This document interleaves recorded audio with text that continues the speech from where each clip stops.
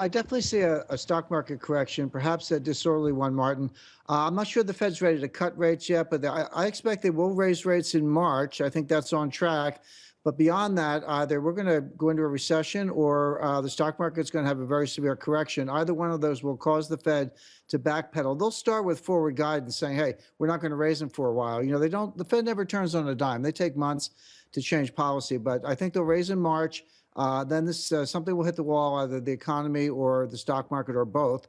And then the Fed will backpedal from there, starting with forward guidance and perhaps a rate cut later in the year. So, Jim, let me ask you, I was talking to Paul about this as well, whether it's recession or a huge stock market correction, what is it going to be? What's it going to take to cause these two outcomes? I mean, what's the trigger going to be?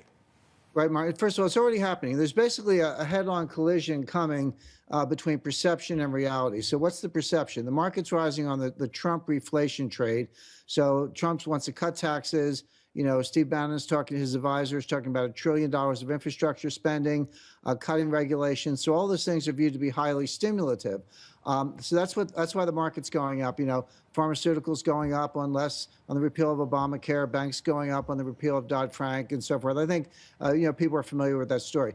Now, over at the Fed, they're thinking of two things. Number one, they believe in the Phillips curve. I personally don't, but they do, and that's the important thing. With unemployment at 4.6% and that kind of stimulus coming, and they know monetary policy acts with a lag, they want to get out ahead of inflation. So they're on track to raise rates. By the way, they want to raise them anyway, independent of this, because they got to raise them so they can cut them in the next recession. So the Fed's on track to raise.